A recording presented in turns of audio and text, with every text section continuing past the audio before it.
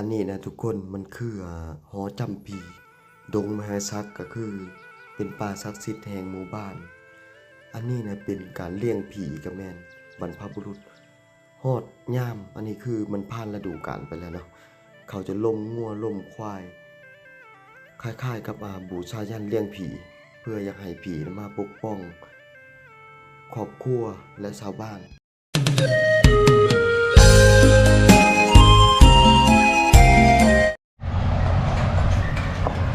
สวัสดีเพื่อนทุกคนเนาะ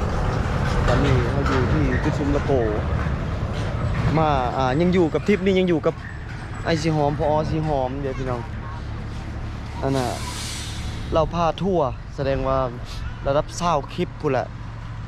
ไปทัวร์น้ำกันนะเด้อพี่น้องเด้ออันน่ะฝากไปเป็นกำลังใจฝากติดตามด้วยเด้อเมื่อคืนนี้นอนอยู่เพื่อนหลังนี้โอ้ยหนาวที่เขาอยู่ในเรียบชายแดนลาวเวียดนามบรรยากาศอากาศตอนนี้เขาอยู่ที่จอมผู้เขาเอิ้นว่าผู้ดอยบ่เป็นผู้เพียงนะเขาอยู่ที่เขตผู้ดอยบนภูเขาหมู่บ้านก็แบบนี้แหละหนาวมาฮอดประมาณบ่าย2หมู่บ้านนี้มาห่มผ้าเลยหนาวแท้หนาวว่าบางเทื่อนี่เพิ่นว่าเหลือ6องศา7องศาเด้ถ้ามันหนาวแห้งๆแบบเฮาบัดคนอยู่อันคนไทยลุ่มแน่มาพี่ค่อนข้างจะหนาวแต่ว่าคนเขาเคยอยู่ธรรมดาเห็นเด็กน้อยเขาแก้เสื้อนุ่งเสื้อกันสั่นอู้ยคึดชื่อเขายังสะยืดแล้วปะวันนี้เราเดินทางนำกันตอนนี้ก็เดินทางไปที่ผาตั้งเขตนี้มันจะหนาวเด้ออันนี้หมู่บ้านตรงนี้ครับต้องมีมาก่อนกินมาบดอ่ะเพราะว่ามีแต่คนเมาก ำลังเติมเสบียง ทานได้ คุณละตอนแรกไม่ได้กินอันนี้จะเป็นห้านค้าซุ่มซ่นเป็นนันทิศการเดินทางของพวกเฮาเนาะในการเดินทางนี่เส้นทางแถวๆนี้นะเขาเอิ้นว่าเส้นทางสายใดเฮาจำชื่อมันบ่ได้เพราะว่ามันจะเรียบอยู่ชายแดนห่างจากชายแดนเวียดนามตอนนี้นะบ่เกิน2กิโลได้ที่เฮาขับรถอยู่นี่นะมันเป็นเขตผู้ดอยขันยามฝนนี่ค่อนข้างจะยากในระดับหนึ่งอันนี้นะเดี๋ยวพวกเฮาสีผ้าแวะบรรยากาศหรือว่ากิจกรรมแถวๆข้างบ้านที่เฮาจะเดินทางผ่านนับตั้งนี้ไปนะประมาณ30กิโลนะทุกคนจึงฮอดผาตั้งนะ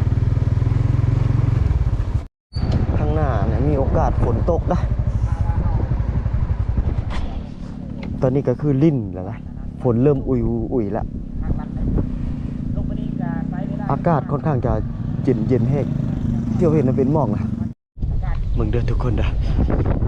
ลมแห้งนะค่อนข้างจะแห้งฝนน่าจะอุ่ยจากชายแดนลาวเวียดนามนี่ลมพัดอู้นะถือว่าบรรยากาศเนี่ยว้าวกันผู้ใดที่มักแบบอากาศเย็นนะได้กันผู้ใดบ่มักอากาศเย็นนี่บ่ได้อยู่บ่ได้แท้เลยเพราะมันเป็นเขตผู้ดอยบ่เป็นผู้เพียงค่อนข้างจะหนาวแต่เขายังจะได้เดินทางโอ้ถือว่ายังหลายอันหลายอย่างเด้อติดตามไปนำกันเขาจึงเอิ้นว่าเขตผู้ดอยแนมพระใดมีแต่ผู้มีแต่ผาผู้ใดมักชมวิวธรรมชาติมันบ่ได้มีอย่างปรุงแต่งนะการใช้ชีวิตยังดังเดิมประมาณ50-60 ปีที่แล้วแต่ว่าความแตกต่างจากเมื่อก่อนนะก็คือ1มันมีไฟฟ้า2มาแล้วมีอินเทอร์เน็ตก็เป็นบางหมู่บ้านนะแต่ว่าส่วนหลายก็ยังบ่ทันได้มีถ้าว่าเป็นเขตชนบทอหลีนะนอกจากอยู่แคมทางเส้นทางลักอันนี้นะทุกคนมันคือหอจำปีดงมหาศักดิ์ก็คือเป็นป่าศักดิ์สิทธิ์แห่งหมู่บ้าน อันนี้เนี่ยเป็นการเลี้ยงผีกับแมนบรรพบุรุษฮอดย่ามอันนี้คือมันผ่านฤดูกาลไปแล้วเนาะเขาจะล้มงัวล้มควายคล้ายๆกับบูชายันเลี้ยงผีเพื่ออยากให้ผีมาปกป้องครอบครัวและชาวบ้านจับบ่ายได้เบิ่งได้ใกล้ชั้นนี้แล้วเพราะว่าการที่เข้าไปกับมันเป็นการลบลูพอให้เกียรติมันมีหลายอย่างนะเบิ่งว่าสังเกตมันเขาเช็ดแหลมๆปักลงดินทุกๆปีสิมีคนมาเต็มอันนี้ ทุกปีก้อนเขาทีผู้หญิงเขาจะ มันเป็นจุดหนึ่งพิธีกรรมในตัวนี้นะ แต่ว่าห้ามแตะต้องสิ่ง พิธีกรรม ต้ มัน น ไม้ใบหญ้าทีนี้ห้ามแตะ ทั้ง พอได้ เขาเจ้าถือผี เขาจะเฮ็ดภาษาเผาบรูแล้วก็ โอ้ครับเดี๋ยวอันนี้เป็นผาอันนี้มากเป็นผู้ ไปห้ามผู้นะไปตามที่นะพระราชบุตรง ามแต่เด้อ เต็มไปด้วยดอกเขีย งาม มีต้องซื้อมีต้องปลูกเขียนเกิดจากธรรมชาติ นี่ทางลงเด้อมันเจือนเลยทุกคนอันนี้นะเส้นทางก็บ่ค่อยจะโหดมันจะเป็นแบบมักหินมันเจือนลงมาเป็นขึ้นมาบ่ได้นะฮะมันขึ้นมาบ่ได้นะฮะสองคนนะยากได้ทุกคนบ่แม่นว่าสิทางแต่ว่ามันก็บ่ยากบ่ง่ายตัวเฮาถ่ายเนี่ยถ่ายแต่บ่ยากบ่ง่ายบ่ได้ถ่ายปานใดว้ายโอ้ไหลลงเลย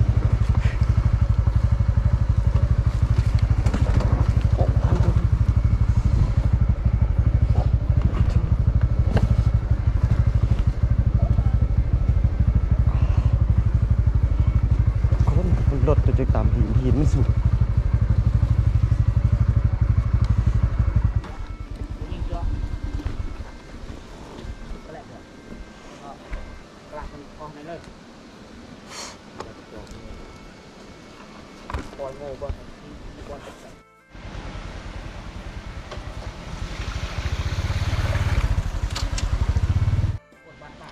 ป้าบาน แบนอยู่ เฮือนเรือนเฮือนมีแต่2-3หลังคาเฮือนนี่เนาะไก่เลยบ้านนั่นไก่แห้งป้านี่นะทุกคนอู้ไหลแห้งอีหลีเนาะจอกๆเนาะอีหลี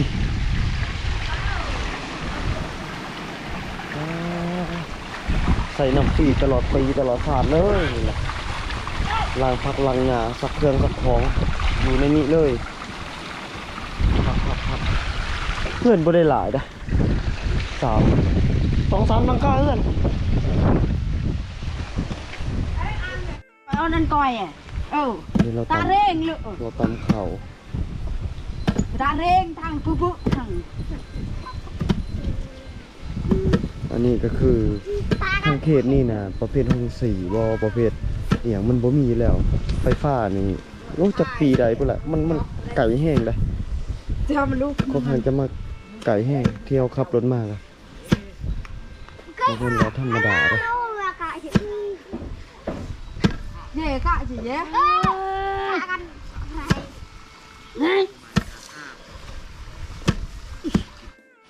เพื่อสิได้กินข้าวบ่แม่นธรรมดาเด้อ เตอะมันใน เป็นการที่ว่าเวียกนะแบบนี้มันต้องได้ทุ่มเพื่อทุ่มแห้งเต็มที่เลยไก่ได้หมู่บ้านนี่ที่ว่าค่อนข้างจะไกล แต่บ้านมันพอบ้านดงแบบ40 ลักก็ 40 ลักเนาะโอ้40 ลักนี่มันบ่แม่นว่า40 ลักทางง่ายๆได้คันไปเจอย่ามฝนแห้งกระเต็กเลยเนาะทางมันยากเรื่องสัญญาณโทรศัพท์นี่บ่เว้าถึงเลยเนาะ ไม่เลยอยู่ สัญญาณแบบสัญญาณโทรก็บ่มีเนาะ นี่บอกมีอยู่ต่างตรง แต่มือถือนี่บ่ได้เนาะคันสุเจ้าสิลินโทรศัพท์ไปลินอยู่ไสซะ ก็มีทางอยู่คู่นั้นนี่ ปีนขึ้นพุ่นแล้วเนาะไปลินพุ่นแล้วเนาะ โอ้งู มันมีทางลัดไฟยางตีนอย่างนี้มีโถ เออลำบากเด้อมันเป็นหมู่บ้านที่ขาดจากโลกภายนอกก็แม่นตัดขาดจากโลกภายนอก การใช้ชีวิตวิถีชีวิตของพวกเพิ่นนี่ยังแบบดั้งเดิมเลยตามข้าวใครแต่บ่ได้ตักน้ำแถวนี้นี่บ่ค่อยสิได้ตักน้ำเด้อย้อนว่าน้ำนี่ใส่ตลอดเลย เขาสิใส่น้ำหางลิ้นพุดไหลมาแต่ผู้พุ่นละอันนี้น่าจะเป็นมองเกิดลูกเนาะคิดว่าผัวใหม่เมียใหม่แต่งงานคาดว่าบ่อนเกิดลูกนอนทุกคนเนาะห้องหมอนี่เด้อคันบ่เป็นนักอลีบ่ได้ไปได้นี่ขออนุญาตมองเกิดลูกอีหลีมองนี่นะแสดงว่ายังมีคนอยู่ได้นี่เตาไฟ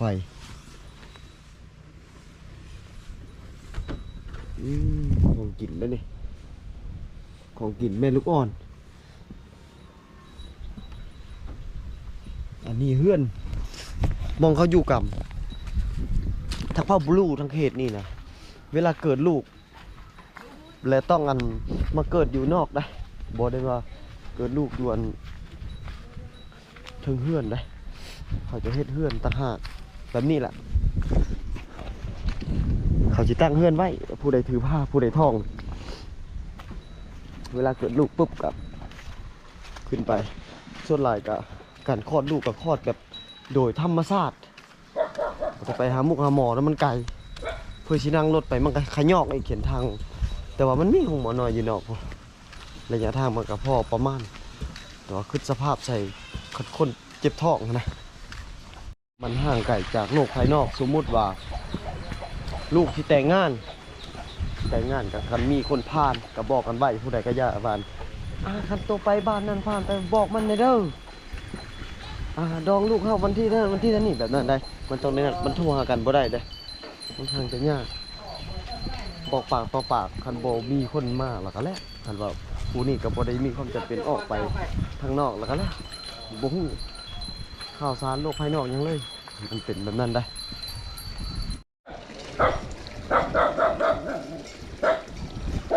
สะอาดน้ำนะนี่ไหลแห้งเลยเนาะน้ำเนาะเย็นเนาะบ่หนาวว่าอาบน้ำเนี่ยน้ำพะน้ำหางลิ้น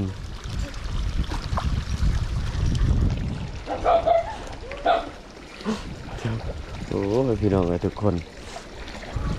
สะอ่อนแห้งนะสะอ่อนเรื่องน้ำนี่แห้งดีไหลสับจุกจ้วกพักแบบนี้กับโต๊ะสบู่เพิ่นเด้อนี่ผู้สาวเนาะมีแนวฮุกแข้งฮุกขาคัดลำโตนี่เขาจะมาหินเลยตันไว้เพื่อให้น้ำมันเต็มตลอดคันพอตันมันจะล้นแบบสั่นแห้งกว่านี้จุกโจกเลยคัดอันแบบนี้คัดหลายในบ้านนี่นะจะมาร่วมโตกันด้วยนี่อาบน้ำด้วยนี่เลย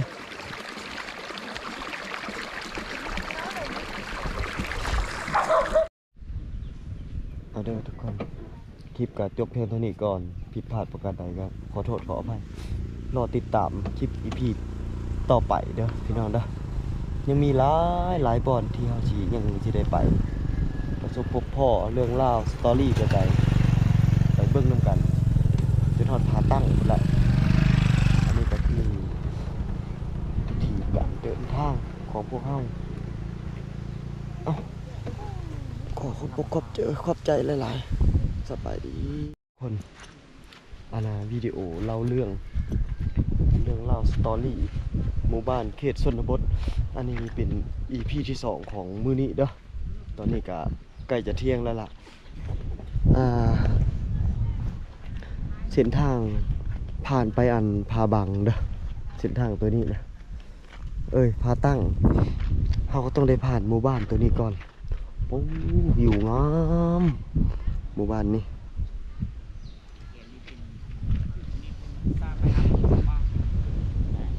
แถวนี้นี่เด้อมันเป็นแบบหมู่บ้านที่ซอกลีกห่างไกลจากชนบทค่อนข้างจะหลายสัญญาณอินเทอร์เน็ตอย่าบอกถึงไฟฟ้าบ่มีถือว่าไกลแห้งเฮาเนี่ยมาในนี่คลิปเฮาอาจจะบ่หลายปานใดเพราะเนื่องจากว่าเฮานั้นได้เบิ่งเฮาครับพอใจแหละเบิ่งแล้วก็เลยบ่ได้ถ่ายคลิปอันนี้ก็มากับพอซีหอมคือเก่าเด้อเพียงเด้อฝากไปคอมเมนต์เป็นกำลังใจให้เพิ่นหน่อยเด้อฝากไปกดติดตามช่องเพิ่นน